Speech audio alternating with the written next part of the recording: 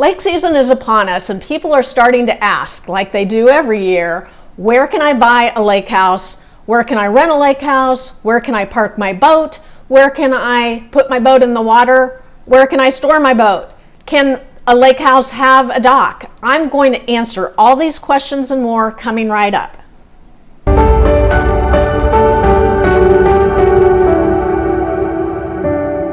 I'm Wendy Kohlmeyer. I'm with B-Town Realtors, and I'm going to tell you all the things you need to know about buying and or renting a lake house in Bloomington, Indiana.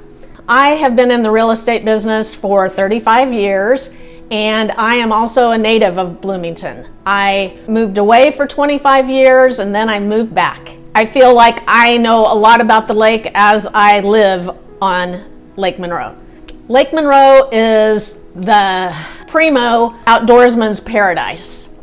It's got 10,750 surface acres of lake, and it's the largest lake in Indiana. 13,000 acres of surrounding land and 97 miles of shoreline. And it's only 20 minutes south of Bloomington. So there's a lot of parents or people just coming to Lake Monroe to visit for the summer or during holidays, and they want to buy a place to have or rent a place. So how hard is it to find a house on Lake Monroe? Well, especially within the last few years, it's not easy. To find a house with a walk-out lake access to a dock is going to be very difficult. I did see one come on the market this year, but it was almost $3 million. So keep that in mind. There's been a couple houses on the south side of the lake that have come on. Most of those houses, if they have a dock, that dock's been grandfathered in. They can only go repair the dock, or if it was bad weather and it destroyed a dock, they could rebuild it, but you cannot put a new dock in. There's houses on the east side of the lake. Some of those are a little more hilly, and so they might have a great view of Lake Monroe, but the access is not great because when you get close to the lake, you're then on DNR property, and DNR doesn't allow for you to cut down any trees or make it more friendly for you. That's just the way it is. There is a moratorium on building docks. So what other options do you have? Okay, so if you want to build a house, you might find a lot that you can build a house on that might not have direct lake access, but it could be a nice view of the lake. You are going to most likely run your own utilities, electric, water, and septic to that lot, and then build from there. But of course, you want to check with Monroe County Planning to see what you can and can't do. What about those docks that are grandfathered in? Most of those are for little, I want to say subdivision, but it's not a subdivision, but it's a group of owners that have maybe like 8 slips or something like that. There's some of those around the lake, and there are some individuals that own their own dock and have private access. But going forward, if you're buying a house and wanting to add a dock or building a house, you can't do that. So what other options are there besides a house? Well, there's Eagle Point, and that is condos and houses and paired housing all at the lake, and some of them have incredible lake views. But there is no direct access. There is one village at Eagle Point, and that is Harbor Point Estates, and that does have a dock.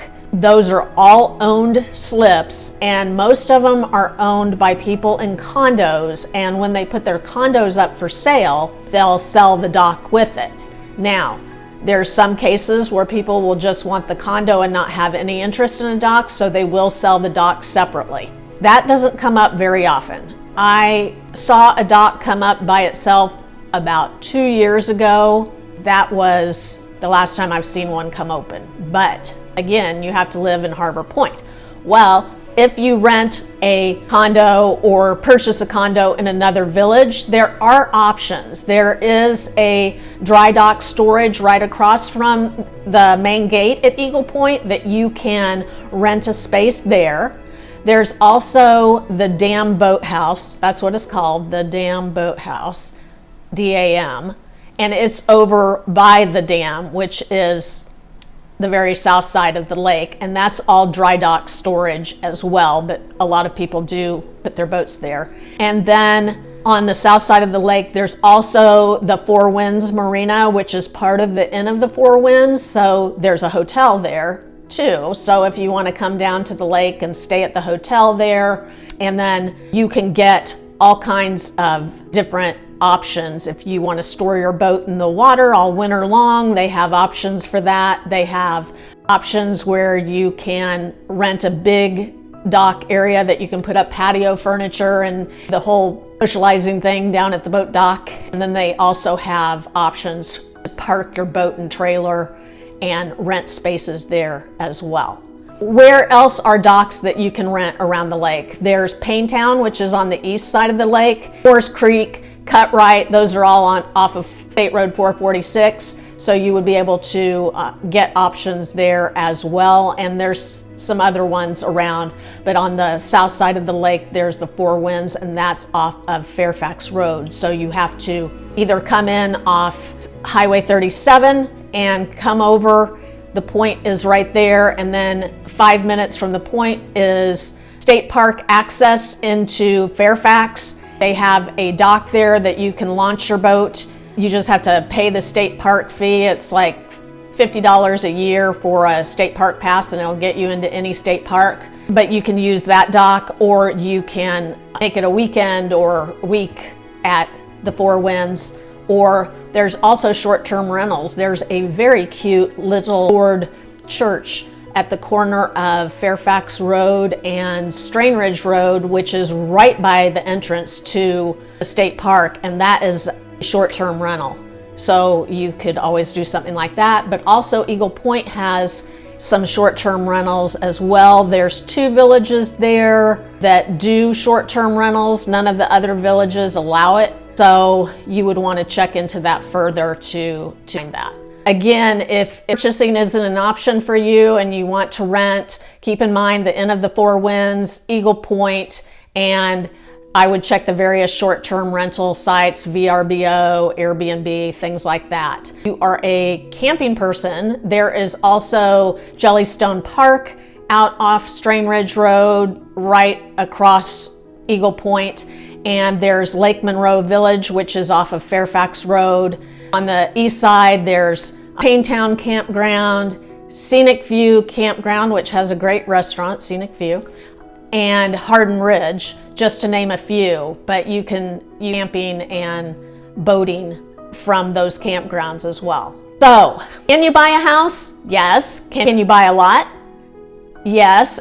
And definitely a condo. There's quite a few condos that come up around Eagle Point. That's where I live. So an enjoyable spot, and has an 18-hole golf course and Sam's restaurant and bar is there. There's also the Fairfax Inn. It isn't an inn like you'd be thinking, but it's a restaurant and bar. And there's a convenience store there with a gas station. So there's those options if you're coming down to Lake Monroe for a day or a weekend or a holiday. So keep that in mind, and if you want to know more about Eagle Point, check out my video on Eagle Point, which will tell you all about the different villages and where you can rent and where you can short-term rent. If this video has helped you in any way, please smash the like button and hit the subscribe channel right now. I make a new video every week all about Bloomington, Indiana. And let me know if you have any questions.